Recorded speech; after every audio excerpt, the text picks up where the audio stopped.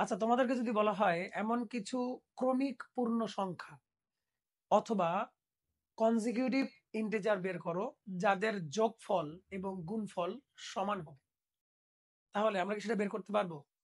বা যদি প্রশ্নটা এমন করা হয় যে পৃথিবীতে এমন কতগুলো কেস আছে, কতগুলো ক্রমিক পূর্ণ সংখ্যা আছে, কনজিকিউটিভ ইন্টিজার্স আছে যাদের যোগফল এবং গুণফল সমান হবে, তোমরা অনেকে বলতে পারো স্যার অসীম, অনেকগুলো হইতে পারে।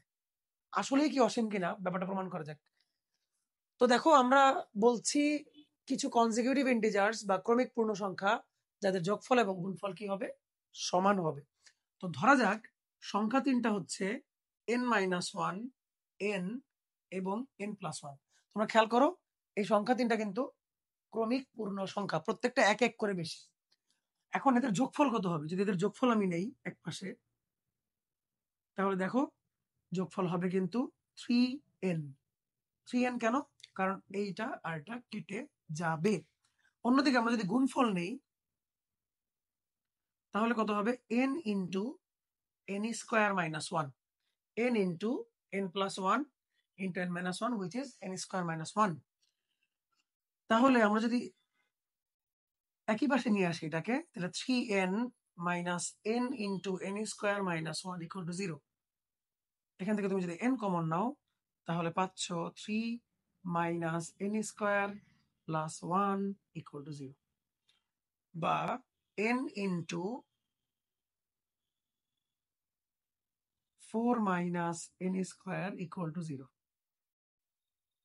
বা n ইকুয়াল টু 0 প্লাস 2 আর মাইনাস 2। তাহলে আমরা n এর মান পাচ্ছি কত? 0, আর এখান থেকে পাবো প্লাস 2 আর মাইনাস 2। এই মান তিনটা তুমি যদি এখানে বসায় দাও, তাহলে তুমি 3 সেটস অফ নাম্বার পাবা। যদি আমরা 0 বসাই, তাহলে পাবো -1, 0 আর 1। আর আমরা যদি 2 বসাই, তাহলে আমরা পাবো 1, 2, 3, 1, 2, 3। আর আমরা যদি -2 বসাই, তাহলে আমরা পাবো -3, -2 and 0। Sorry, -3, -2 and -1। তাহলে আমরা কি দেখলাম?